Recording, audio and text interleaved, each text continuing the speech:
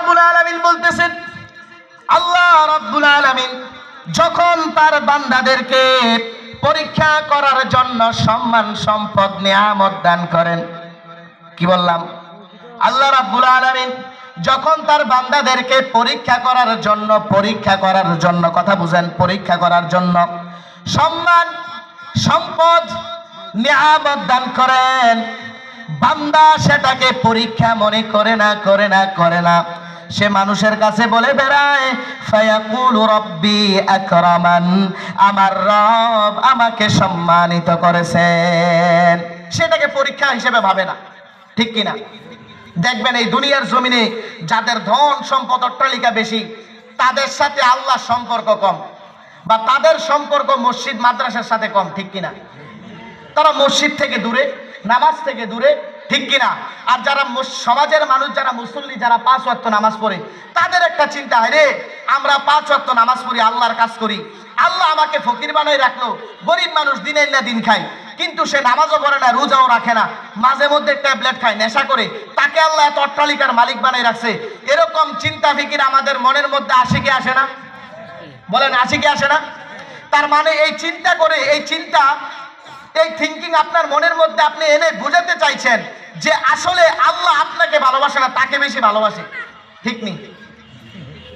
শুনে রাখেন বান্দারা, যদি সম্মান সম্পদ নিয়ামতের অট্টালিকা অত্যাধিক আধিক্য যদি আল্লাহর ভালোবাসার মাপকাঠি হতো আমার বাবারা, তাহলে এই দুনিয়ার জমিনে আল্লাহর মহাব্বতের মানুষদের লিস্টের মধ্যে যার প্রথম নাম হতো, ওনার নাম হতো কারুন। ঠিক কিনা?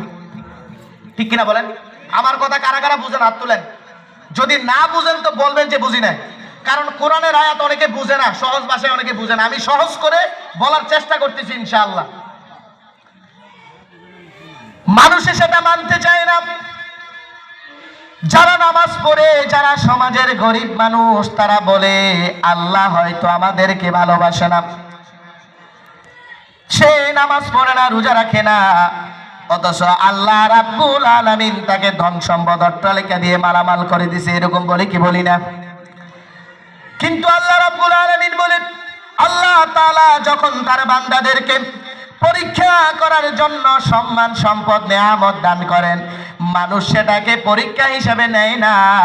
যার অট্টালিকা হয়েছে সে মানুষের কাছে বলে বেড়ায়, সে তো নামাজ পড়ে না, রোজা রাখে না, আল্লাহর হুকুম মানে না, তারপরে সে উপরন্তু মানুষের কাছে বলে বেড়ায়, ফায়াকুলু রব্বি আকরামান, আমার রব আমাকে সম্মানিত করেছেন। আসলে কি রব তাকে সম্মানিত করছে, নাকি যেই সম্পদগুলো আল্লাহ তাকে দিচ্ছে এগুলো পরীক্ষা?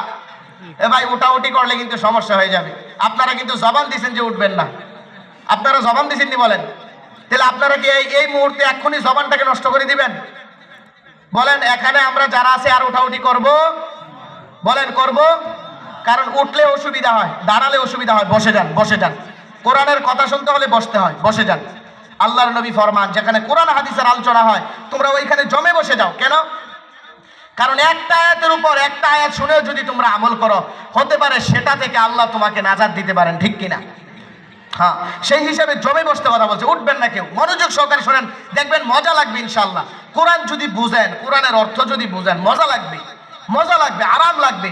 এই পৃথিবীর জমিনে কোনো তেন আরাম নাই। একটা গান 10 বার শুনলে 11 বার আর শুনতেন মন চাইব।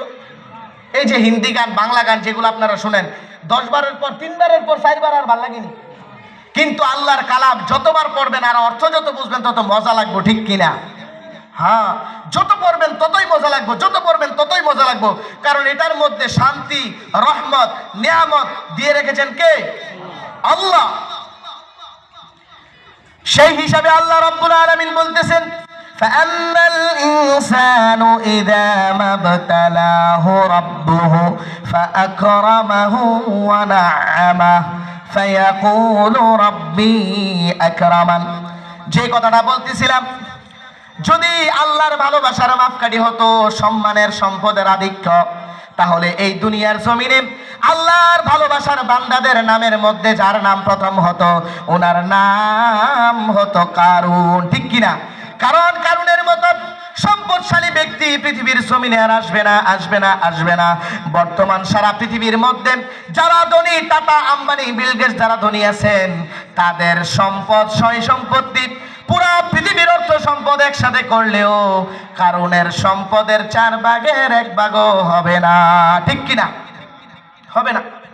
বর্তমান সময়ে সারা পৃথিবীর অর্থ সম্পদ একসাথে করলেও তৎকালীন সময়ে কারুনের 4/1 সম্পত্তির সমান হইতো না। তাহলে চিন্তা করেন, কারুনকে কি আল্লাহ ভালোবাসে? কারুনকে কি আল্লাহ ভালোবাসতো? বলেন। কারুনরা আপনারা চিনেননি?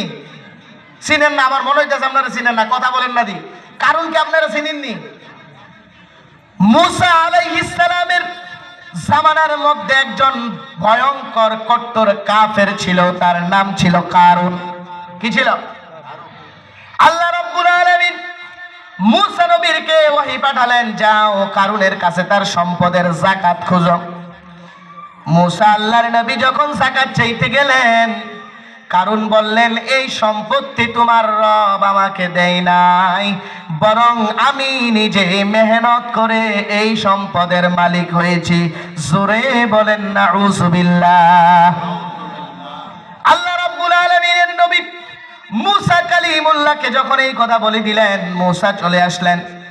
এবার কারুন সমাজের মধ্যে, এলাকার মধ্যে একটা খারাপ মহিলাকে টাকার বিনিময়ে রাজি করালেন যে কালকে মিশরের মধ্যে অমুক জায়গার মধ্যে কনসার্ট হবে, কনফারেন্স হবে, ওইখানে আল্লাহর নবী মুসা থাকবে। তুমি সবার সামনে দাঁড়িয়ে বলবে যে আল্লাহর নবী মুসা আমার সাথে গতকাল রাত্রে টাকার বিনিময়ে জিনা করেছে। বলেন নাউজুবিল্লাহ। বলেন, আল্লাহর একজন খাস নবী, উনার নামে এত বড় অপবাদ, এটা আল্লাহ কোনোদিন সহ্য করবে? বলেন, বরদাস্ত করবে? আল্লাহ কোনোদিন নবীদের নামে মিথ্যাচার, সেটা কোনোদিন আল্লাহ বরদাস্ত করবে? কারণ নবীরা হলো মাসুম, বেগুনা। নবীরা হলো মাসুম, বেগুনা, তাদের কোনো পাপ নাই, কোনো গুনাহ নাই তাদের। এবার মহিলা ওই মজমার মধ্যে গেলেন, 3 বার সে দাঁড়ালেন পর পর এই কথা বলার জন্য যে গতকালকে রাত্রে এই টাকার বিনিময়ে এই মুসা নবী আমার সাথে জিনা করেছেন। নাউজুবিল্লাহ বলে। 3 বার তার জবান বন্ধ হয়ে গেল। আল্লাহর নবীর নামে এত বড় মিথ্যাচার, সাথে সাথে আল্লাহ তার জবান বন্ধ করে দিলেন। মহিলা এবার মনে মনে চিন্তা করলেন, না রে, আল্লাহর নবীর বিরুদ্ধে এত বড় মিথ্যাচার করা যাবে না, এখন আমি সবার সামনে দাঁড়িয়ে সত্য কথা বলে দেব। বলেন সুবহানাল্লাহ। মহিলা মনস্থির করলেন যে আমি এবার সত্য কথা বলে দেব।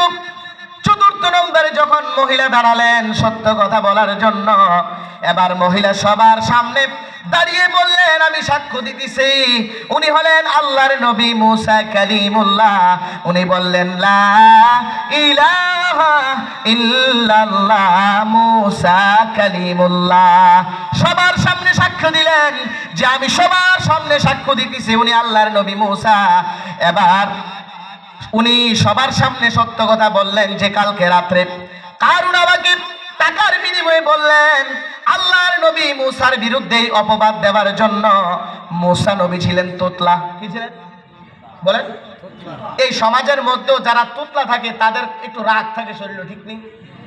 বলেন না, এটা হাসি দিয়েন না, কারণ আল্লাহ তো তাকে বানিয়েছে, ঠিক কিনা?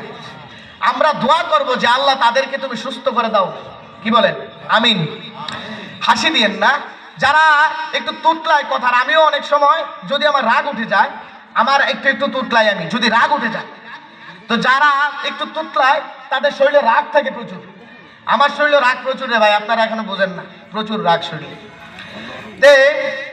একটু তুতলায় মুসা নবীর রাগ প্রচন্ড রেগে গেলেন কথাটা শুনে, কারণ নবীর নামে এত বড় মিথ্যাচার, এটা বরদাস্ত করা যায়? বলেন, এই সমাজের কোনো গণ্যমান্য ব্যক্তির বিরুদ্ধে যদি এই সমস্ত অপবাদ দেয়, আপনারা মানবেননি?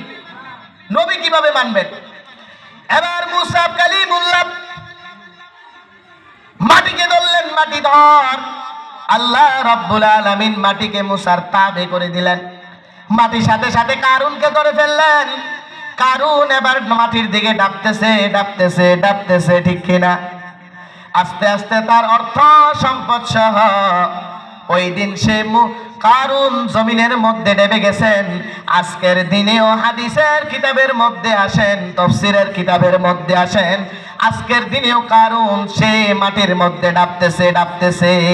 ঠিক কিনা?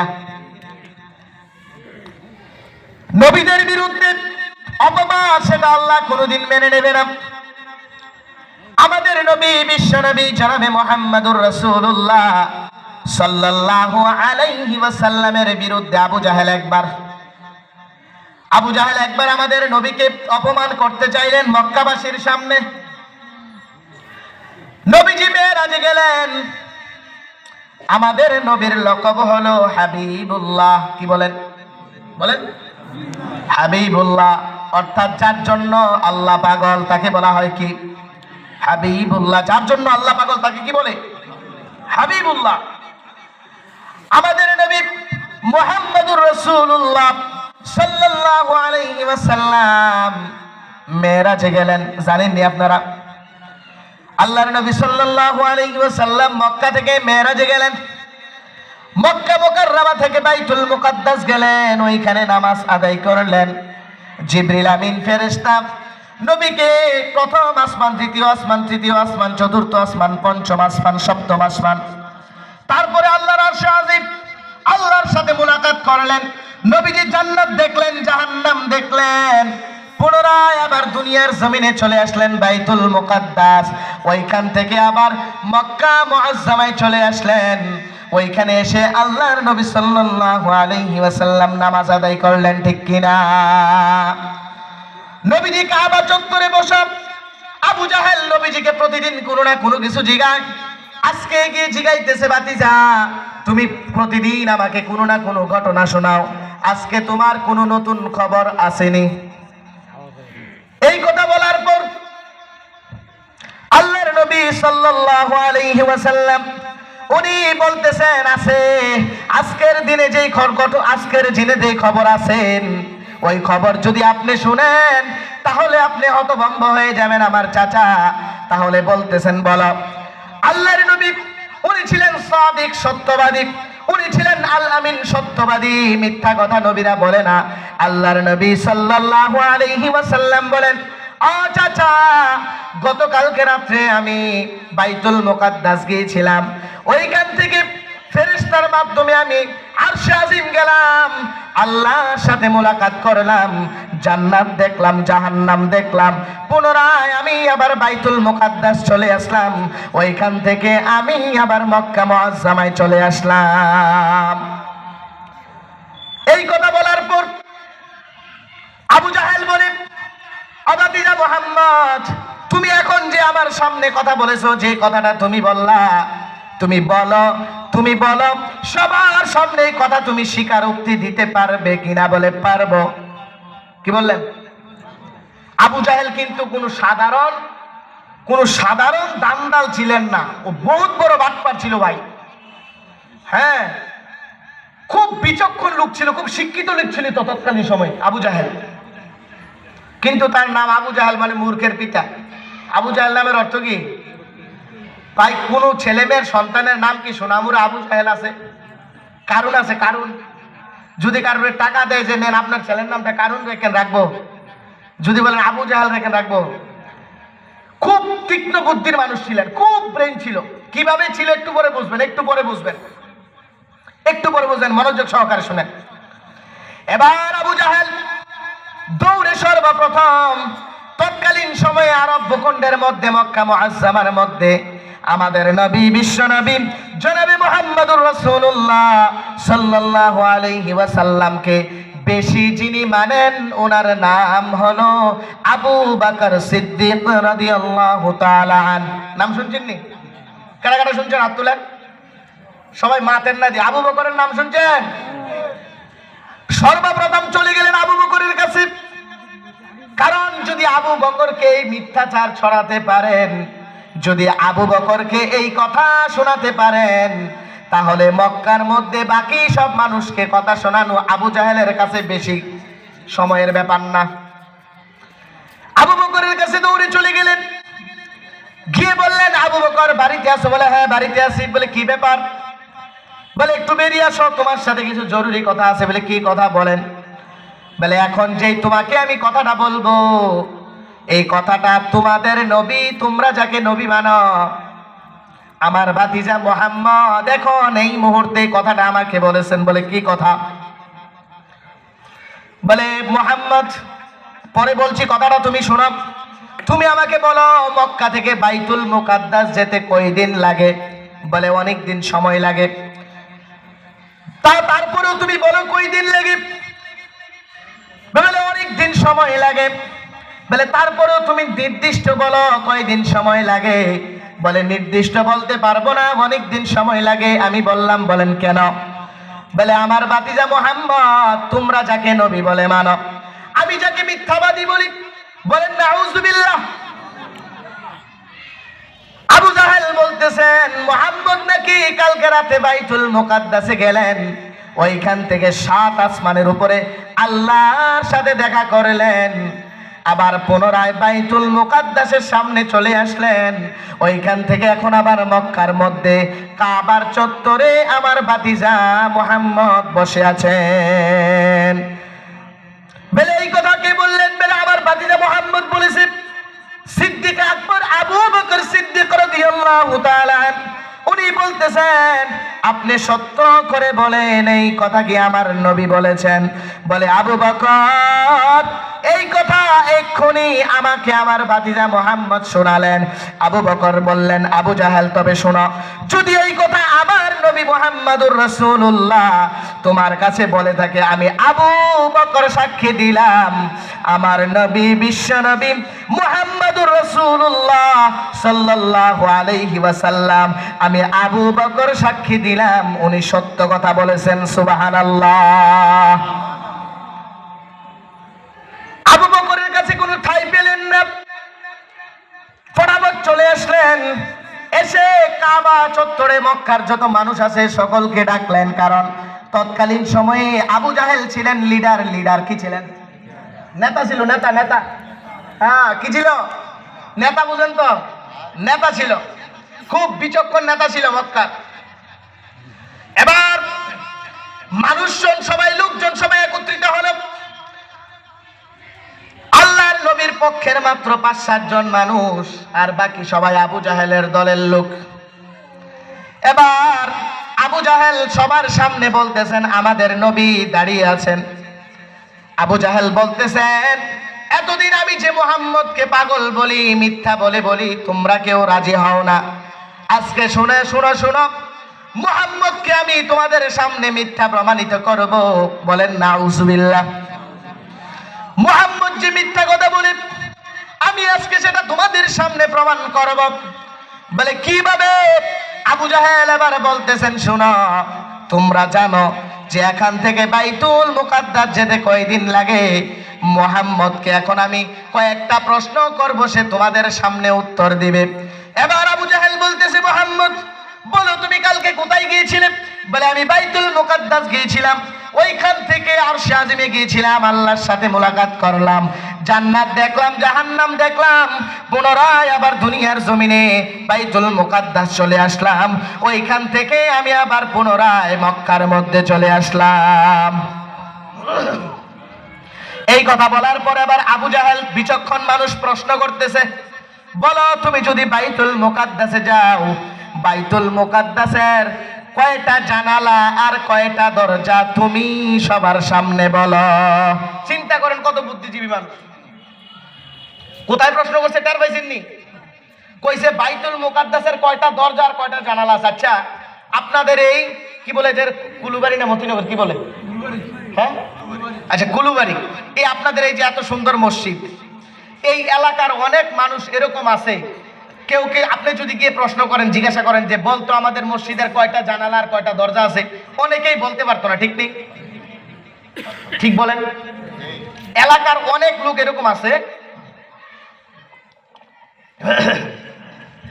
যাদেরকে জিজ্ঞাসা করার পর ওরা বলতে পারবে না যে আপনাদের এই মসজিদের কয়টা দরজা আর কয়টা জানালা আছে। বলেন আমার নবী গিয়ে ওইখানে 2 রাকাত নামাজ পড়ছে, নবীজি কি দরজা জানলা গণছে ওইখানে? বলেন না। নবীজিকে ওইখানে দরজা জানালা গনছে নাকি? দরজা জানালা গনছে না। নবীজি শুধু 2 রাকাত নামাজ পড়ছে, তারপর জিবরিল আমিন বোরাকে করে ওইখানে নবীজিকে নিয়ে গেল 7 আসমান জমি। আবু জাহেল প্রশ্ন করে, কিরকম বুদ্ধিজীবী লোক, চিন্তা করেন, বলে তুমি বলো যদি বাইতুল মুকাদ্দাস গিয়ে থাকো, ওই বাইতুল মুকাদ্দাসের কয়টা দরজা আর কয়টা জানালা? এই কথা বলার পর আপনার আমার নবী, বিশ্ব নবী জনাবে মুহাম্মদুর রাসূলুল্লাহ চোখের পানি নিচের দিকে চাইয়া ফেলতেছেন আর আল্লাহর কাছে বলতেছেন, আল্লাহ আজকে যদি এই উত্তর আমি না দিতে পারি, তাহলে মক্কার মানুষের সামনে আমি মিথ্যাবাদী হিসাবে প্রমাণিত হয়ে যাব। ও মালিক, আপনি আমাকে সাহায্য করেন আল্লাহ। আল্লাহ রাব্বুল আলামিন জিবরিল আমিনকে বললেন, জিবরিল এক করে দুনিয়াতে যাও, বাইতুল মুকাদ্দাসের চিত্রটা আমার নবী মুহাম্মদুর রাসূলুল্লাহ সাল্লাল্লাহু আলাইহি ওয়াসাল্লামের চোখের সামনে তুলে ধরো। আল্লাহু আকবার। জিবরিল আমিন তার 600 টাকা ছটাং করে আসমান থেকে দুনিয়ার জমিনে মারলেন, মুহূর্তের মধ্যে দুনিয়ার জমিনে চলে আসলেন। ওইখানে এসে জিবরিল আমিন বাইতুল মুকাদ্দাসের চিত্রটা সরাসরি আপনার আমার নবীর সামনে তুলে ধরলেন। আমার আপনার নবী গুনে গুনে কাফেরদের সামনে উত্তর দিয়ে দিলেন, বাইতুল মুকাদ্দাসের অতটা জানালা আর অতটা দরজা। আল্লাহু আকবার। তার মানে বুঝা গেল আল্লাহর কোন নবীকে, আল্লাহর কোন পয়গম্বরকে দুনিয়ার কোন কাফের বেঈমান বেইজ্জত করবেন, সেটা আল্লাহ কোনদিন বরদাস্ত করতে পারবে।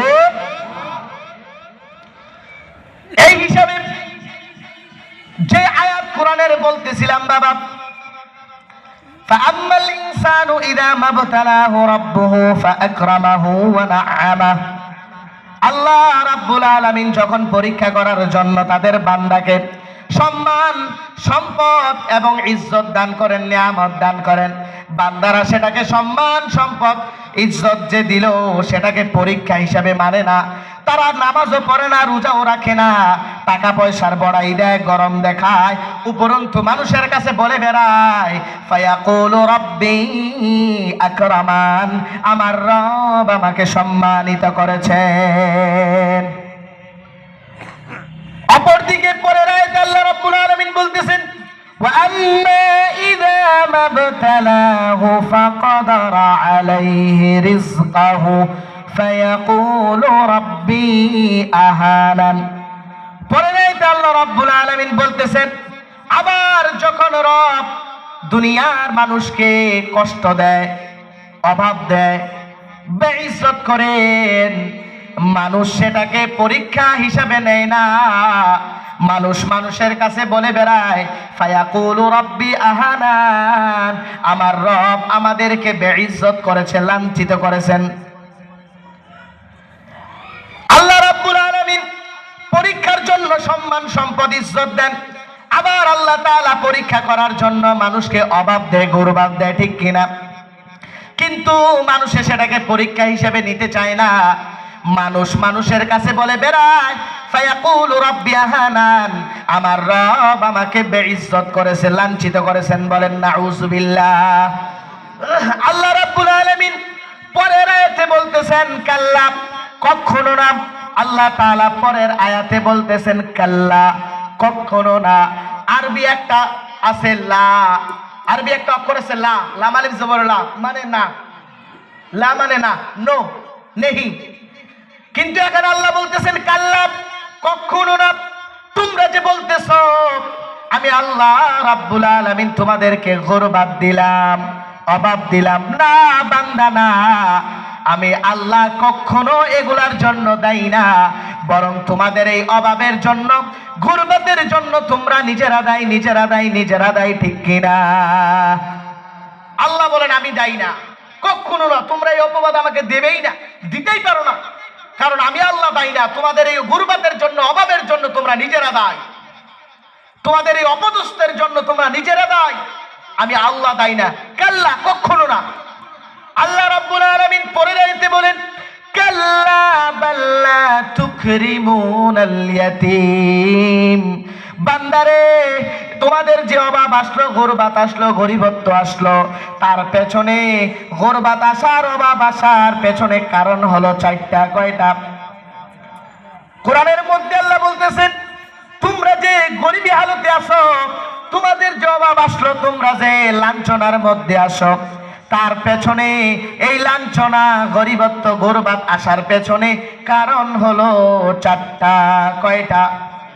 কয়টা? মানবেন তো ইনশাল্লাহ? যে কথাগুলো বলো মানবেন তো? এই শুরু হলো মাননে বলা কথা, আমল করনে বলা কথা শুরু হলো এখন থেকে। এখন থেকে শুরু। মানবেন তো ইনশাল্লাহ?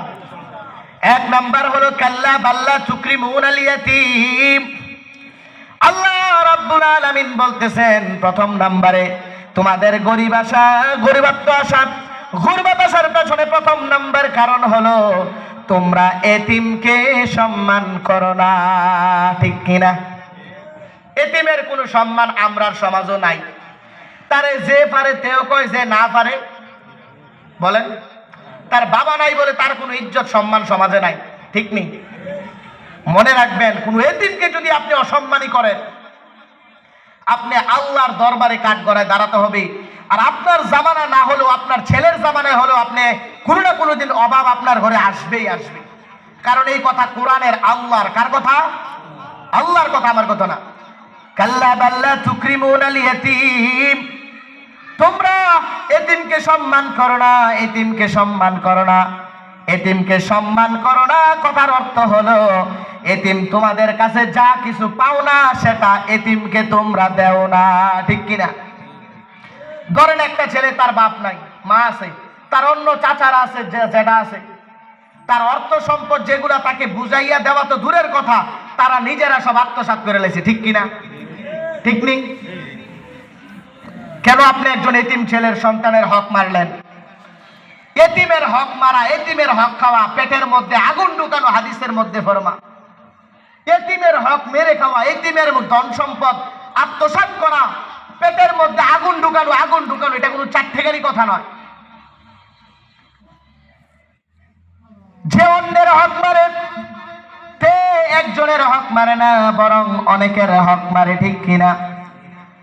যদি কেউ আমার হক মারে, আমার পেছনে আমার বউ আছে, মা আছে, ছেলে আছে, সন্তান আছে, মেয়ে আছে, ঠিক কিনা? তার মানে সে শুধু আমার হক মারলো না, সে আমার ফ্যামিলির সবার হক মেরেছে। ঠিক কিনা? কারণ আমার অর্থ সম্পত্তির উপর খালি আমার আধিপত্য না, বরং আমার ফ্যামিলির সবার আধিপত্য আছে। ঠিক কিনা? যে হক মারে সে শুধু একজনের হক মারে না, যে পরিবারের মধ্যে হক মারে, পারিবারিক ভাবে যে হক মারে, সে একজনের মানে না, বরং তার পরিবারের সকলের হক মারে। ঠিক কিনা? যে সমাজের হক মারে, সমাজের, ধরুন সমাজে সরকারি কোনো কাজ হয়েছে, কিন্তু সে কাজটা সমাজে করালো না, সে নিজে তার প্রয়োজনে তার টাকাটাকে ব্যবহার করলো, সে শুধু একজনের হক মারলো না, পুরা সমাজের হক মারলো। ঠিক কিনা? যে কারেন্ট চুরি করে, সে একজনের হক মারলো না, পুরা পুরা মানব জাতির হক মারলো, পুরা রাজ্যের হক মারলো। সে যে রাষ্ট্রীয়ভাবে হক মারে, সে শুধু একজনের হক মারে না, বরং পুরা রাষ্ট্রের মানুষের হক মারেছে। ঠিক কিনা? আমি কি আপনাদেরকে ছোটভাবে কথাটা বুঝাতে পারলাম? আপনারা কি ছোটভাবে কথাটা বুঝছেন? আমার কথাগুলো একটু কঠিন লাগবে, তিক্ত লাগবে, তারপরও বাস্তব কথা বলবো ইনশাআল্লাহ। আপনি যদি একটা সমাজের কোনো, সমাজের জাতির ভালো হবে, সরকার থেকে এটা বরাদ্দ হয়েছে, সেটা আপনি যদি সামাজিক কাজে ব্যবহার না করে আপনার পার্সোনাল কাজে ব্যবহার করেন, মনে রাখতে হবে ময়দান মহশরে তার হিসাব আপনাকে দিতে হবে। যদি রাজ্যের মধ্যে, রাষ্ট্র থেকে কোনো বরাদ্দ হয় রাজ্যের মানুষের জন্য, রাজ্যের মধ্যে যদি রাষ্ট্র থেকে কোনো বরাদ্দ হয়, আর এই বরাদ্দকৃত মাল যদি রাজ্যের কোনো ফার্স্ট পার্সন অথবা সেকেন্ড পার্সন সেটাকে মেরে দেয়, পুরো রাজ্যবাসীর এই হক মারার হিসাব আল্লাহর দরবারে দিতে হবে। কথা বুঝাতে পারলাম? সোজা কথা, যে হক মারে সে একজনের হক মারে না, বরং অনেকের হক মারে। ঠিক কিনা? ময়দান মাহশরে দেখা যাবে একজন বান্দার নামাজের কোনো অভাব নাই, রোজার কোনো অভাব নাই, যাকাতের দান সদকার কোনো অভাব নাই, হজ যাকাতের কোনো অভাব নাই, বান্দা যখন জান্নাতি বলে ঘোষণা হবে, জান্নাতে যাওয়ার জন্য প্রস্তুত হবে, দুনিয়ার জমিনের কয়েকশো মানুষ তার সামনে দাঁড়িয়ে যাবে, আল্লাহর কাছে দরখাস্ত করবে, আল্লাহ এই মানুষটা দুনিয়ার জমিনে আমাদের সকলের হক মারলো, দুনিয়ার জমিনে আমাদের টাকা ছিল না, পয়সা ছিল না, আমাদের কোনো ক্ষমতা ছিল না, দাপট ছিল না বলে আল্লাহ দুনিয়াতে কোনো বিচার আমরা পাই নাই। মাবুদ, ময়দান মাহশারে আমরা কি কোনো তার হিসাব পাবো না, কোনো বিচার পাবো না? আল্লাহর কাছে যখন বিচার দিবেন, মামলা দায়ের করবেন, আল্লাহ রাব্বুল আলামিন তাকে যখন জিজ্ঞাসা করবে, সে অস্বীকার করতে পারবে?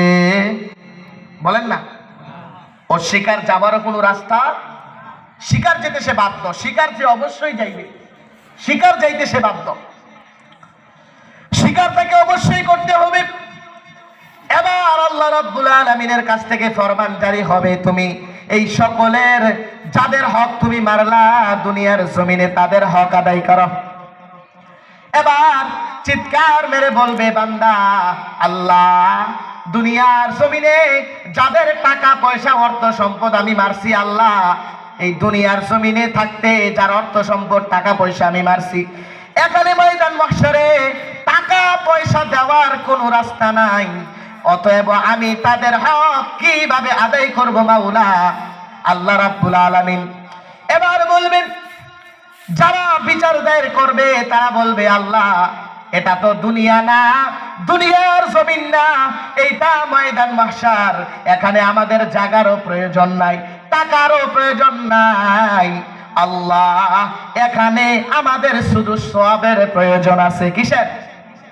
হ্যাঁ, আচ্ছা বলেন, আপনাদের এই পাশে বাংলাদেশ বর্ডার আছে না নাই? এখান থেকে বর্ডার কতটুকু দূরে ভাই? 100-150 গজ, তার মানে কাছেই একদম।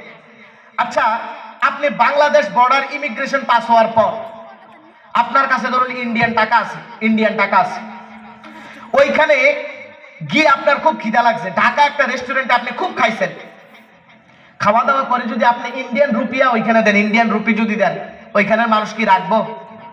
কেন রাখতো না? 100 গজ পার্থক্য তো। যদি 100 গজ পার্থক্যের মধ্যে দুনিয়ার জমিনের মধ্যে ইন্ডিয়ার টাকা বাংলাদেশে কাজে না আসে, ইন্ডিয়ার টাকা যদি সৌদি আরবের মধ্যে কাজে না আসে, ইংল্যান্ড ফ্রান্সের মধ্যে যদি কাজে না আসে, বলেন দুনিয়ার টাকা পয়সা কি হাসরের মাঠে কাজে আসবে? কাজে আসবে না তো। এবার যারা মামলা দায়ের করলো তারা বলবেন, আল্লাহ এটা তো দুনিয়া না, এখানে আমাদেরও কোনো টাকা পয়সার প্রয়োজন নাই, আমাদের সওয়াবের প্রয়োজন। ও আল্লাহ, তার তো সওয়াবের অভাব নাই, তার এই সওয়াব থেকে আমাদেরকে সওয়াব দান করেন। দেখা যাবে 100 জন মানুষের কাছ থেকে 20 জন মানুষকে সওয়াব দেওয়ার পর শেষ, তার সওয়াব শেষ। আরো কতজন আছে? 80 জন আছে। এই তো বুদ্ধিমান, সবাই বুঝতেছেন ওয়াজ, মাশাআল্লাহ। কয়জন আছে আরো? এবার সে বলবে, আল্লাহ দুনিয়ার জমিনে হজ করলাম, উমরা করলাম, দান সদকা করলাম, এখানে মাত্র 20 জনকে দেওয়ার পর আমার সব আমল নামা সব শেষ হয়ে গেছে মাবুদ, এখন আপনি বলেন আমি তাদেরকে আর কি করে হক আদায় করব? এবার যারা 80 জন লাইনে আছে ওরা আল্লাহর কাছে বলবেন, আল্লাহ তার সব শেষ হয়ে গেছে, কি হয়েছে? আমাদের গুনাহ তাকে দিয়ে আল্লাহ আমাদের হক আদায় করে দেন। আল্লাহু আকবার। হ্যাঁ, এবার দেখা যাবে ময়দান মাহশারে যেই বান্দাটা অনেক সওয়াবের অধিকারী হয়ে জান্নাতে যেতেছিলেন, এই দুনিয়ার জমিনে মানুষের হক মারার কারণে সে জাহান্নামে যেতে হবে, ঠিক কিনা? এখন বরঞ্চ 80 জনের গুনাহ তার কাঁধের মধ্যে নেওয়ার পর তার মাথা গুনায় হেঁট হয়ে গেছে, অধমুখী করে আল্লাহ রাব্বুল আলামিন তাকে জাহান্নামী বলে ঘোষণা করলেন, আর যাদের হক মারছে তারা জান্নাতে চলে গেলেন, ঠিক কিনা? সেই হিসাবে কারোর হক মারা যাবে না। অনেক সময় দেখা যায় বাবা যদি দুইটা বিয়ে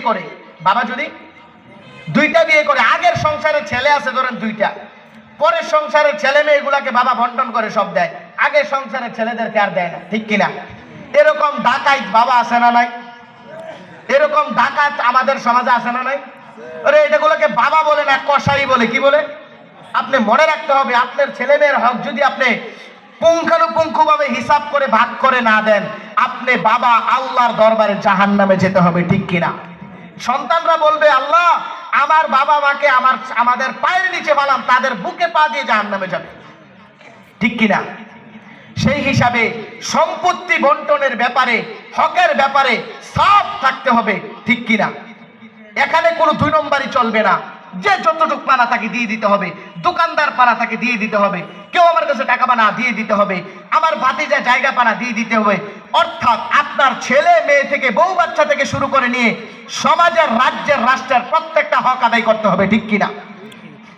আপনি যদি হক আদায় না করেন, এই ছোট্ট একটা ভুলের কারণে আপনি হাসরের ময়দানে দেখা যাবে জাহান্নামে চলে যেতে হবে। অনেক সওয়াবের অধিকারী হয়েও কোনো লাভ হবে না। 10 বার 5 বার উমরা করছেন, কয়েকবার হজ করছেন, কোনো কিছু কাজে আসবে না। আমার বাবা তাহাজ্জুদ মিস হয় না, কোনো তাহাজ্জুদে কাজ হবে না, ঠিক কিনা? অন্যের সম্পদ আত্মসাৎ করলে কোনো তাহাজ্জুদে ফায়দা হবে না। যদি কারুর সম্পদ, অর্থ সম্পদ 1 বিঘত পরিমাণ আত্মসাৎ করে, কত? 1 বিঘত জমিনের মধ্যে কষ লইতেন গেছেন, ক্ষেতের কষ লয় কি লয় না? কষ লইতেন গিয়ে 1 বিঘত আর কোদাল দিয়ে কূপ দিয়ে আপনার ক্ষেতের মধ্যে নিয়ে আইছেন। এই 1 বিঘত জমিন আপনি অন্যের জমিন আপনার জমিনের মধ্যে নিয়ে আসার কারণে আল্লাহ রাব্বুল আলামিন 7 তবক জমিনের নিচে আপনাকে গাড়িয়ে দিবেন। বলেন নাউযুবিল্লাহ। হ্যাঁ, এই হিসাবে অন্যের হক আত্মসাৎ করা যাবে। একটা হলো আল্লাহর হক, সেটা আল্লাহ মাফ করে দিবেন। আল্লাহর হক কি? নামাজ, রোজা, হজ, যাকাত ইত্যাদি। এগুলোর ভিতরে যদি কোনো ঘাটতি থাকে, আল্লাহ যদি দয়া করে মাফ করে দিলেও দিতে পারেন, কিন্তু বান্দার হক আল্লাহ মাফ করবে। 20 বছর আগে কারোর কাছ থেকে গয়াম চুরি করছেন, 20 বছর পরে মালিক পাইলে মাফ চাইয়েন, নাইলে এই গয়ামের প্রতিশোধ ময়দান মাহশারে দিতে হবে, ঠিক কিনা? হ্যাঁ, অন্যের ক্ষেতের সুন্দর লাউ, আরেকজনের ক্ষেতের আন্তার মাছ আছে না নাই? খাইরা কত আন্তার মাছ জন্য চুরি করে খাইলেছেন, ও খাইছে খাইছে খাইছে। সারা রাত বেড়া কষ্ট করে সে আনতা পাচ্ছে, খেত মাছ লাগছে, আপনি ফজর নামাজ চুরি আইতে আনতা না তুললে লই করছেন মাছটি। এটা কি তা হইলো কারবারটা বাবা? তেলে আরেকজনের ক্ষেতের কি সুন্দর লাভ ভাল লাগছে, লই করছেন না কইয়া। এগুলার ব্যাপারে আপনাকে হুঁশিয়ার থাকতে হবে, সাফ থাকতে হবে। আমার কথা যদি কষ্ট হয় মাফ করে দেন, আমার কথায় যদি কষ্ট পান মাফ করে দেন। এরকম হয়েছে কি হয়েছে না বলেন? আরে হয় না, হয়েছিনি হয়েছিনি, আগে হয়েছিনি, শুরু থাকতে হয়েছিনি। বেলে হুজুর বুঝছি না, শয়তানি কইরা লাইছি। হ্যাঁ হয়েছে না? বেলে হুজুর বুঝছি না, শয়তানি কইরা লাইছি। আচ্ছা ঠিক আছে, বুঝছেন না, এখন তো বুঝছেন, কি বলেন? এখন বুঝছেন তো, এখন গিয়ে মাফ চাইবেন, চাইবেন তো ইনশাল্লাহ। যে ভাই তোমার আন্তার মাছটি সকালে আইতে নামাজ পড়ে লই ইসলাম ও কইসলাম না, কচু পাতা দিয়ে ফেসাইয়া মনে আসেনি?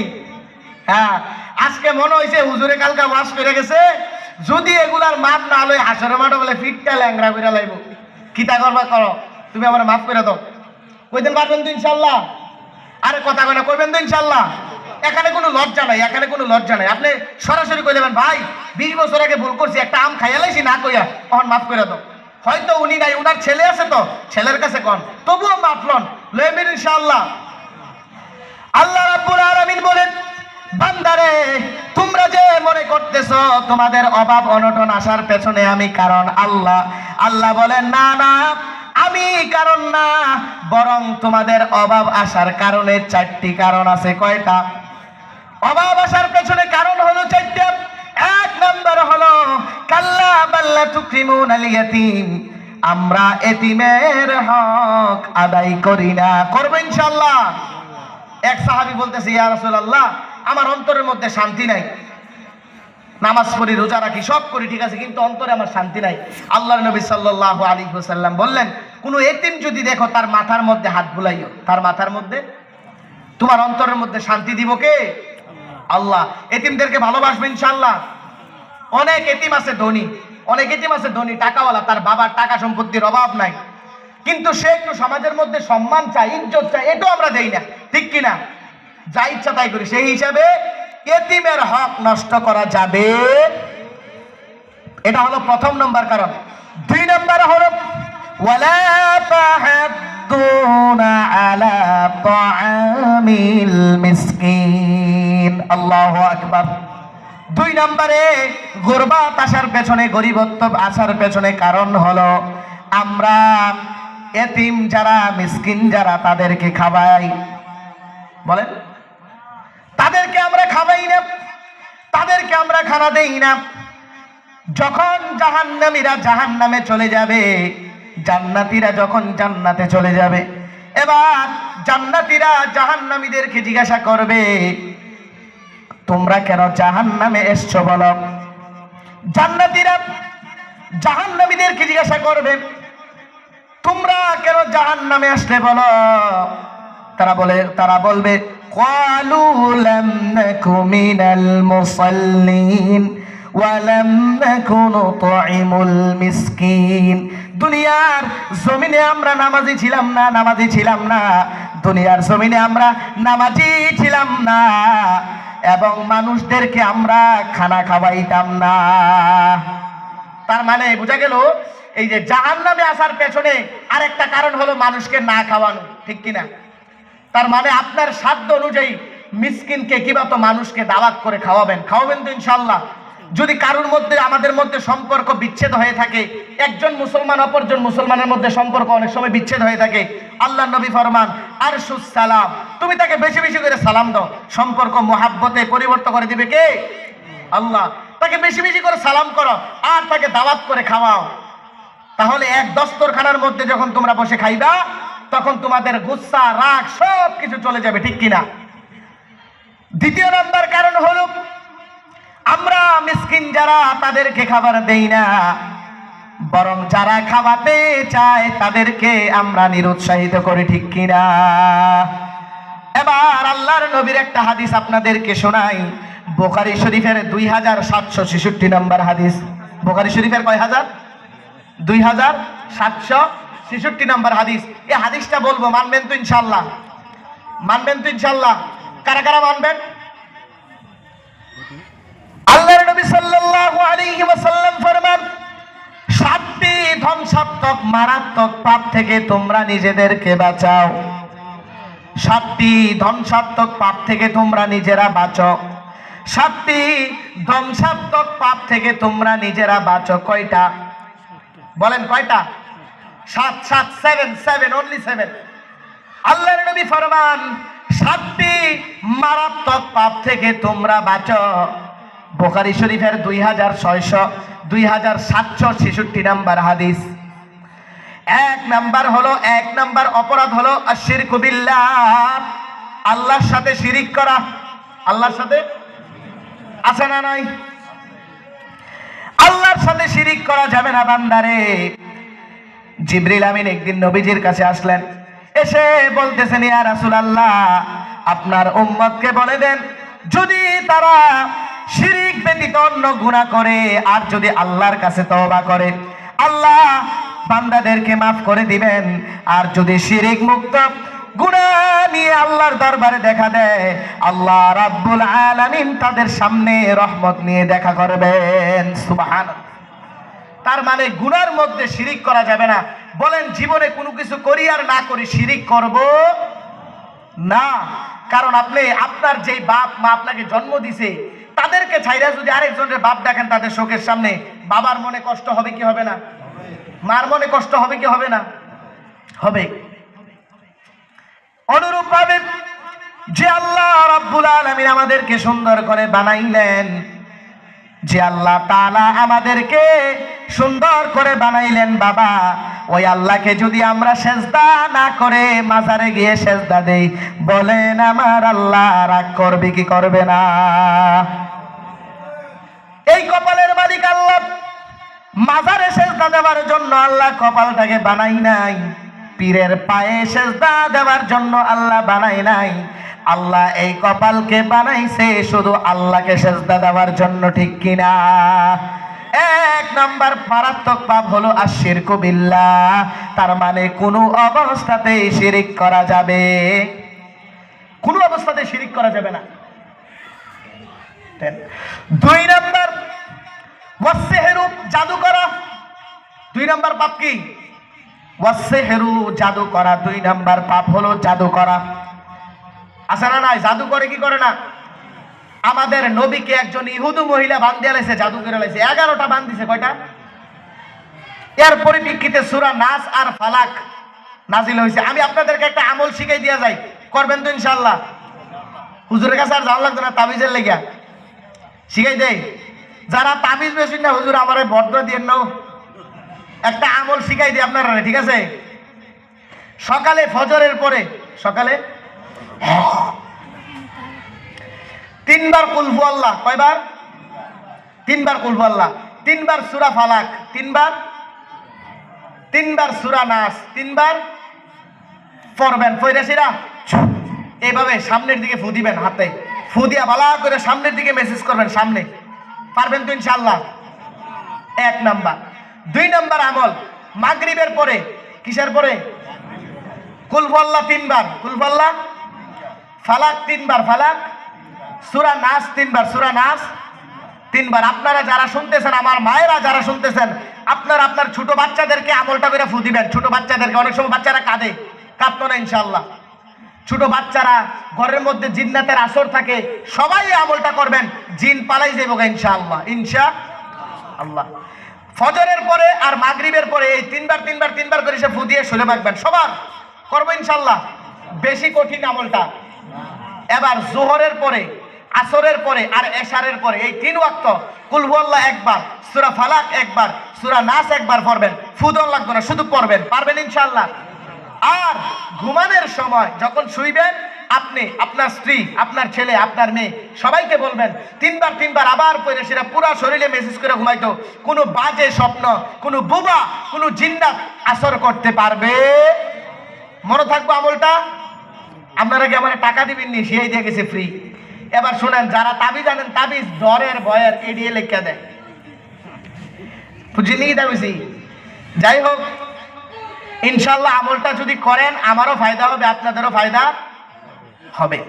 2 নম্বরে আল্লাহর হাবিব সাল্লাল্লাহু আলাইহি ওয়াসাল্লাম ফরমান, ওয়াসসিহরু জাদু করা। এই জাদু করা যাবে না, এটা হলো হারাম, মারাত্মক পাপ, ঠিক কিনা? পাশের বাড়ির মেয়েটা আমার পছন্দ হয়েছে, কিন্তু তার মা বাবা আমার কাছে বিয়ে দেবে না, আমি তাকে তাবিজ করলাম। আছে না নাই? কোন রে?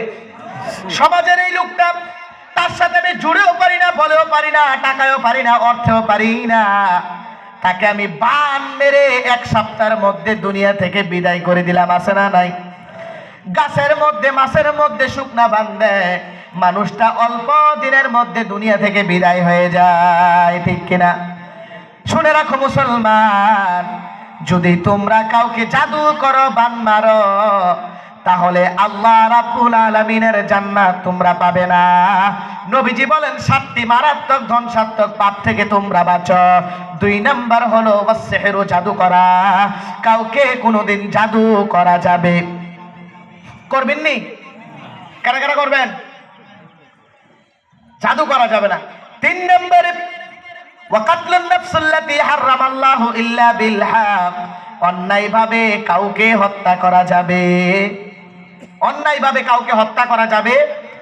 কিছুদিন, আজকে থেকে 2-3 বছর পূর্বে করিমুরা বাজারে কবরস্থানের পাশে মাত্র 4000 টাকার জন্য এক মুসলমান ছেলে আরেক মুসলমানকে ড্যাগার দিয়ে গাই দিয়ে মেরে লেছে। নিউজটা পাইছেন নি? কারা কারা পাইছেন? যারা মোবাইল চালান তারা অবশ্যই পাইবেন। মুসলমান, 2টা ছেলেই মুসলমান, মাত্র 4000 টাকার মামলা। কয় হাজার? 4000 টাকার মামলা। ড্যাগার দিয়ে ছেলেটাকে মেরে ফেললো, সে সামনাসামনি ভাবে গাই দিয়েছে সরাসরি। বলেন এই এই এই পাপ করা যাবে? এবার শুনেন, আবু দাউদ শরীফের হাদিস, কোন পাখি যদি গাছের মধ্যে বসে থাকে, আপনি যদি শুধু শুধু পাখিটাকে গোলায় মেরে মেরে ফেলেন, ময়দান মাহশারে পাখিটা আল্লাহর দরবারে বিচার দেবে, আল্লাহ আমি গাছের মধ্যে বসেছিলাম, আপনার বান্দা শুধু শুধু অন্যায়ভাবে আমাকে হত্যা করেছে। ও রব্বে কাবা, যদি আমাকে সে খেত, আমার তার জন্য তুমি আমাকে হালাল করেছো আল্লাহ। যদি সে আমাকে ধরে খেত, আমি কোনো অসুবিধা ছিল না, কিন্তু সে আমাকে অন্যায়ভাবে হত্যা করেছেন আল্লাহ, তার বিচার আমি চাই। আল্লাহ রাব্বুল আলামিন ময়দান মাহশারে তার বিচার করবেন। এবার আপনাদের কাছে আমার প্রশ্ন, বুদ্ধিজীবী আপনারা এখানে বসে আছেন, যদি একটা পাখিকে অন্যায়ভাবে হত্যা করার পর আল্লাহর দরবারে বিচারের মামলায় দাঁড়াতে হয়, কাঠগড়ায় দাঁড়াতে হয়, একজন মানুষকে অন্যায়ভাবে হত্যা করা কি বলেন? একজন মানুষকে অন্যায়ভাবে হত্যা করা কি, এটা কি ভালো কাজ? 3 নম্বরে ওয়াকাতলুন নাফসুল্লাতী হারামাল্লাহু ইল্লা বিল হক। 3 নম্বরে অন্যায়ভাবে কোনো মানুষকে হত্যা করা যাবে, অন্যায়ভাবে কাউকে হত্যা করা যাবে, টাকা পয়সার জন্য হোক। এখনকার আমাদের এই বিশালগড়, বক্সনগর, কমলনগর, কলমচোড়া, এই বিভিন্ন সোনামুড়া, এই আমাদের সিপাহীজলা ডিস্ট্রিক্ট, এই ডিস্ট্রিক্টের মধ্যে বেশিরভাগ দেখা যায় জাগা লয়ে এসেরা ছোট ভাই বড় ভাইকে মেরে লেছে, বাতিজা চাচাকে কুপ দিয়েছে, আছে না নাই? কোন জায়গার জন্য আপনি গুনাগুনি করেন, হত্যা করেন? এই জায়গার মধ্যে আপনি থাকবে? বলেন না। আপনি যাকে হত্যা করলেন এই সম্পত্তির জন্য, এই সম্পত্তির উপর আপনি চিরদিন থাকবেন? থাকা সম্ভব? আপনি থাকতে চাইলেও এই জায়গা সম্পত্তি আপনাকে রাখবে না। যেই ঘরের জন্য আপনি আরেকজনকে মারলেন, সেই ঘরে তো আপনি থাকতে পারবেন না, সেই ঘর আপনাকে ঘর থেকে বের করে দেবে, ঠিক কিনা? এই হিসাবে আমার বাবারা, এই জায়গা সম্পত্তি নিয়ে, এই সামান্য বিষয় নিয়ে কেউ কারোর সাথে আজ থেকে দলাদলি করব না। শুধু নামাজ রোজাই যে আমল ইবাদত এরকম না, এটাও একটা ইবাদত, ঠিক কিনা? আমি যেই কথাগুলো বলতেছি এগুলো বাস্তব কিনা বলেন? বাস্তব কিনা বলেন?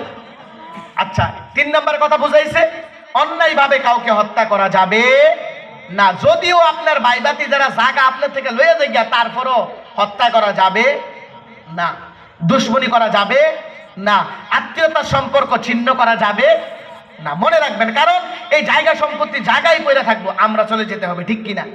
আচ্ছা, যারা আপনারা এখানে 30 বছর 40 বছর আছেন, 40 বছর আগে আপনার কোনো উদ্দেশ্য ছিল? আপনার কোনো উদ্দেশ্য ছিল? আর 40 বছর পর আপনার কোনো উদ্দেশ্য থাকবে? আমার বয়স ধরেন 33। আপনাদের ছেলের থেকেও ছোট রে ভাই, আমি বাবার আপনাদের ছেলের থেকেও ছোট আমি। হ্যাঁ, তাহলে আমি 30 বছর আগে কিছুই ছিলাম না, আবার 30 বছর পরে কিছুই থাকতাম না। তাহলে কিসের তো বাহাদুরি, কিসের তো বড়াই বলেন, ঠিক কিনা? কবর দেশে যাইতে হবে, ঠিক কিনা? কবর দেশে যাইতে হবে, থাকতে মুমিন পারবানা, এ দুনিয়া মুসাফির খানা, কবর আখের ঠিকানা, ঠিক কিনা? এই দুনিয়াটা তো মুসাফির খানা। আল্লাহ নবী সাল্লাল্লাহু আলাইহি ওয়াসাল্লাম ফরমান, এই দুনিয়াটা হচ্ছে বাথরুম। আচ্ছা, পায়খানার মধ্যে গেলে কি আপনি সারাদিন বয়ে থাকেন না? কাজ শেষ হলেই পড়েন? অনুরূপ ভাবে দুনিয়াটাকে বাথরুম মনে করবেন, প্রয়োজনের জন্য হালকা প্রয়োজন এখানে এসেছি, প্রয়োজন শেষ বেরিয়ে যেতে হবে, ঠিক কিনা? এই সামান্য দুনিয়ার জন্য কাউকে হত্যা করা যাবে। 4 নম্বরে পাপের কথা বলবো কি বলবো না বলেন? 4 নম্বরে অপরাধের কথা বলবো। আপনাদের সমাজে মনে হয় অপরাধরা নাই, আমরা এখানে বিশাল করে আছে, আমাদের এখানে আছে, আপনাদের এখানে নাও থাকতে পারে, তবুও বলি ইনশাআল্লাহ, কেউ রাগ করবেন না তো? ওয়া আকলুর রিবা, সুদ খাওয়া, আছে না নাই? আয় হায় হায় হায়। আচ্ছা ভাই, আমরা কি দুনিয়াতে এমনিই পড়ছি না? মায়ের গর্ভে আইছি, মায়ের গর্ভে দিয়েছি না?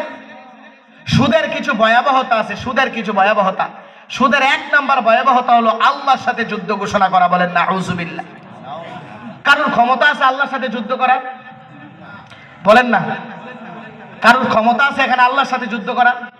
তার মানে আজকে এই বয়ান শোনার পর যারা সুদের কারবার করবেন, তারা আল্লাহর সাথে যুদ্ধ করবেন, বুঝাই দিবেন, ঠিক কিনা? হ্যাঁ, সুদ, আমার সাথে সাথে বলেন, সুদ দিব না। বলেন, সুদ দিব না, সুদ নিব না। সুদের কারবার, আমার সাথে বলেন না কেন সবাই? সুদের কারবার লিখবো না, সুদের সাক্ষী হব না। কয়টা বললাম? 4টা। 1 নম্বর, সুদ দিব না। বলেন, সুদ, সবাই বলতে হবে, সুদ দিব না। 2 নম্বর, সুদ নেব না, সুদ নেব না। 3 নাম্বার, সুদের কারবার লিখবো না, সুদের কারবার লিখবো না। 4 নাম্বার, সুদের সাক্ষী দেব না, সুদের সাক্ষী দেব না। এই 4টা কাজের সাথে যারা জড়িত থাকবে আল্লাহর নবী ফরমান 24 ঘন্টা তাদের পাপ হয়, বলেন নাউজুবিল্লাহ। 24 ঘন্টা পাপ লেখা হয়। যে কথাটা বলতেছিলাম, সুদের কিছু ভয়াবহতা আছে। 1 নাম্বার ভয়াবহতা, আল্লাহ হাসরের মাঠে বান্দাকে তলোয়ার দিবেন, বলবেন যে তুমি যুদ্ধের জন্য প্রস্তুত হও, বলেন নাউজুবিল্লাহ। বলেন আল্লাহর সাথে যুদ্ধ করার ক্ষমতা কারোর আছে? বলেন না কেন? তার মানে আজকে থেকে এই কথা শোনার পর সুদের ব্যবসা ছাড়বো না ধরবো? ছাড়বো, ছেড়ে দেব। 1 নাম্বার সুদের ভয়াবহতা, আল্লাহর সাথে যুদ্ধ ঘোষণা করা। 2 নাম্বারে সুদের ভয়াবহতা হলো পাগল অবস্থায় হাসরের মাঠে উঠবে, পাগলের বেশে ময়দান মাহশারে উঠবে। 3 নাম্বার সুদের ভয়াবহতা হলো বান্দাকে গলা টিপে যেন কেউ ময়দান মাহশারে তুলতেছে, নাউজুবিল্লাহ। 4 নাম্বারে আল্লাহ তার জন্য হালাল যে রিজিক বৈধ করেছিলেন, এই হালাল রিজিক থেকে সে বঞ্চিত হবে, নাউজুবিল্লাহ। তাকে বানানোর পর তো তার জন্য আল্লাহ একটা বৈধ রিজিক, হালাল একটা রিজিক তো বৈধ করছে, ঠিক কিনা? এই হালাল রিজিক থেকে সে বঞ্চিত হইব। 4 নাম্বার।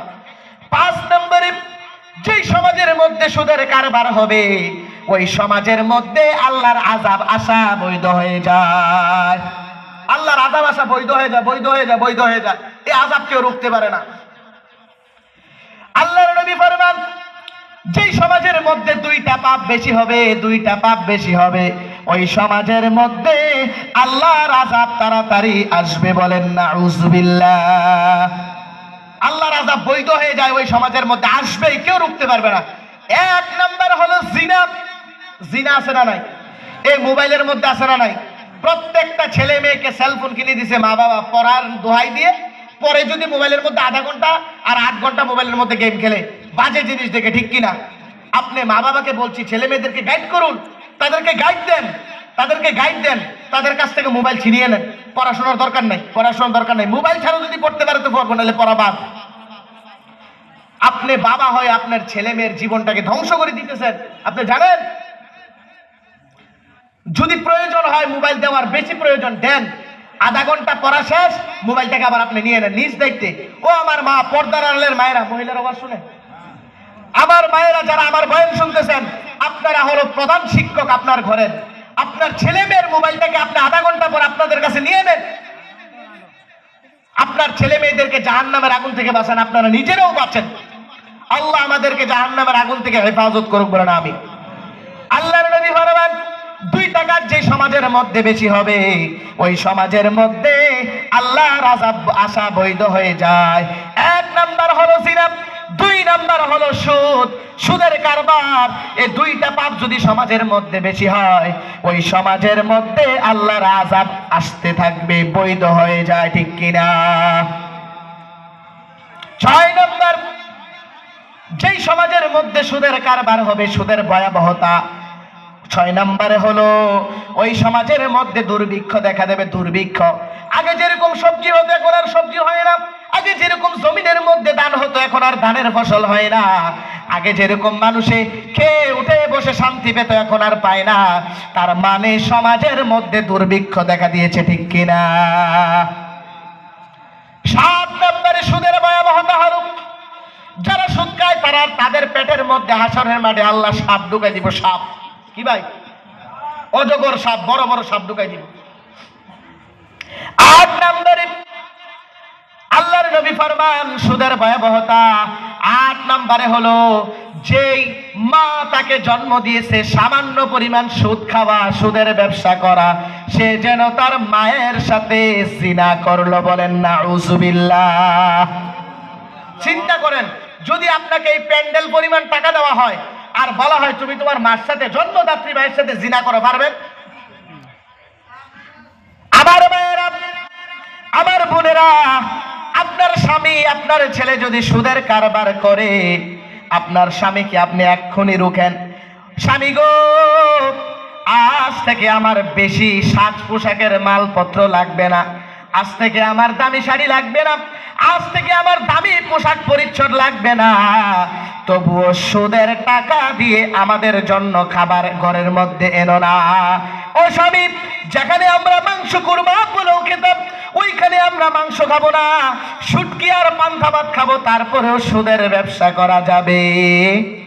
ও বোন, তুমি তোমার বাবাকে, তুমি তোমার ভাইকে বোঝাও, ও বাবা, ও ভাই, আজ থেকে আমার কোনো পড়াশোনার খরচ সুদের টাকা দিয়ে চালাতে হবে না, আমার কোনো খাতা বইপত্র সুদের টাকা দিয়ে নিয়ে আসতে হবে না। ও বাবা, ও ভাই, প্রয়োজন হলে আমি আমার পড়া এখানেই ইতি টেনে দেব, তবুও সুদের টাকা দিয়ে ঘরের মধ্যে আমার জন্য বই খাতা কলম নিয়ে আসতে হবে না, ঠিক কিনা? আপনি আপনার মা, আপনি আপনার স্বামীকে, আপনার মাকে, আপনার ভাইকে, সবাইকে বলে দেন সুদের কারবার করা যাবে না। ও মা, আপনার ছেলেকে আপনি বলেন, বাবারে, যেই পেটের মধ্যে তোকে আমি 10 মাস 10 দিন পেটের মধ্যে ধরলাম, জন্ম দিলাম দুনিয়ার জমিনে, বাবা, এই সুদের ব্যবসা করলে নাকি জিনার গুনাহ হয় মায়ের সাথে। ও বাবা, আমি তোর কাছে বেশি কোনো কিছু চাই না, এক বেলা ডাল দিয়ে ভাত খাবো রে বাবা, তারপরেও তুই সুদের ব্যবসা ছেড়ে দে, এত বড় পাপের ব্যবসা তুই আর করিস না, ঠিক কিনা? আমার মায়েরা, বোনেরা, যারা আমার বয়ান শুনতেছেন, আপনাদের কাছে অনুরোধ করে বলি, আপনারা আপনার স্বামীকে, আপনার ছোট ভাইকে, আপনার দেবরকে, ও মা, আপনার ছেলেকে, ও বোন, তুমি তোমার বাবাকে, তোমার ভাইকে তুমি বলে দাও যে আমার এই ঘরের মধ্যে কোনো দামি পোশাক লাগবে না, কোনো বই খাতা কলম লাগবে না, কোনো ভালো খাবার লাগবে না, এরপরেও সুদের খাবার ঘরের মধ্যে আনিও না। না না, কেউ যদি মদ খায়, ট্যাবলেট খায়, সে নিজে ব্যক্তিগতভাবে গুনাহ করে, একা গুনাহ করে, ঠিক কিনা? যদি সুদের কারবার করে, সে খায়, তার মাকে খাওয়ায়, তার বউকে খাওয়ায়, তার সন্তানকে খাওয়ায়, ঠিক কিনা? আর এই সুদ খাওয়া শরীর নিয়ে, এই সুদ খাওয়া রক্ত মাংস নিয়ে যখন আপনি সেজদার মধ্যে যাবেন, আপনি হাজার সেজদা করলেও আল্লাহর দরবারে কবুল হবে না। আমার মসজিদের মুসল্লিরা অনেকে আমার সাথে রাগ, সুদের ওয়াজ করে দিকে ভাই, কথা বুঝছেন? আমার মসজিদের আমার অনেক মুসল্লি আমার সাথে রাগ, আমি সুদের কথা বলি। আচ্ছা বলেন, এই উম্মতকে এই এই এই পাপ থেকে কে বাঁচাবে? কে তাদেরকে জাহান্নামের রাস্তা থেকে রুখবে? বলেন, এটা কি আমার কথা বললাম না কোরআন হাদিসের কথা বললাম? হাদিসের কথা বললাম। তাহলে চিন্তা করেন আপনি, এই হাদিসের কথাও সমাজের মধ্যে এখন আর বলা যায় না, কারণ সুদখোররা এত হিংস্র, উলামায়ে কেরামদেরকেও মারতে তারা দ্বিধাবোধ করে না। সুদের কারবার ব্যবসা করতে করতে তাদের অন্তরের মধ্যে আর মায়া দয়া নাই। মুরব্বী, ময় মুরব্বী, বাপ মা কাউকে চেনে না, উলামায়ে কেরাম কাউকে চেনে, তাকে প্রয়োজনে মারবে, তারপরে সুদ ছাড়বে না। আমার আর সময় বেশিক্ষণ নাই, মাত্র 10 মিনিট আছে। আল্লাহর নবী ফরমান, 7টি মারাত্মক পাপ থেকে বেঁচে থাকো। 4 নম্বরে হলো ওয়া আকলুর রিবা, 5 নম্বরে হলো ওয়া আকলুল মালিল ইয়াতীম, এতিমের মাল অন্যায়ভাবে আত্মসাৎ করা যাবে না। 6 নম্বর হলো ওয়া তাওয়াল্লি ইয়াউমাজ যাহাবি, যুদ্ধের ময়দান থেকে, জিহাদের ময়দান থেকে পলায়ন করা যাবে না, যাবে না, যাবে না। 7 নাম্বার হলো ওয়াকাফুল মুহসানাতিল মুমিনাতিল গাফিলাত, সতীসাধী নারীর উপর কোনো অন্যায়ভাবে জিনার অপবাদ দেওয়া যাবে না। এই হলো 7টা পাপ, মনে থাকবে ইনশাআল্লাহ, এগুলো থেকে বাঁচবো ইনশাআল্লাহ। মোটামুটি অনেকটি আমলের কথা বলছি, আপনার মনে আছে নি? প্রথম থেকে জিজ্ঞাসা নি, প্রথম থেকে জিজ্ঞাসা করলে শেষ পর্যন্ত আপনাদের মনে থাকতো না, আমারও সময়ে কাবার দিত না। এই হিসাবে যেই কথাটা বলতেছিলাম, এই যে মানুষের সুদ, ঘুষ, জিনা, বেবিচার, এই পাপ, ভালো মন্দ, হালাল হারাম চায় না, এর পেছনে কি কাজ করে জানেন? আমি একটা হাদিস বলেছিলাম, ক্বালান নবী সাল্লাল্লাহু আলাইহি ওয়াসাল্লাম, হুব্বুদ দুনিয়া রাসু কুল্লি খাতিআ, দুনিয়ার মোহাব্বত, দুনিয়ার লোভ, এই দুনিয়ার মোহাব্বত লোভের কারণে সে বান্দা আজকে আল্লাহকে, আল্লাহর হুকুমকে ভুলে গিয়ে দুনিয়ার জমিনে যাবতীয় পাপাচারের সাথে লিপ্ত, ঠিক কিনা? আল্লাহর কাছে দোয়া করেন, আল্লাহ যেই কথাগুলা বললাম আমাকে সহ আপনাদেরকে সহ প্রত্যেকটা কথার উপর আমল করার তৌফিক দান করুন। বলেন আমিন। আমার কথার মধ্যে যদি আপনারা কোনো কষ্ট পেয়ে থাকেন আমার কথার মাধ্যমে, আমাকে ছেলে হিসাবে, নচেত ছোট ভাই হিসাবে, নচেত কারোর বড় ভাই হিসাবে ক্ষমা করে দিবেন। আবার দেখা হবে যদি হায়াতে থাকি, যদি বেঁচে থাকি, ইনশাল্লাহ কোনো না কোনো কোরআনের ময়দানে আল্লাহ রাব্বুল আলামিন আমাদেরকে আবার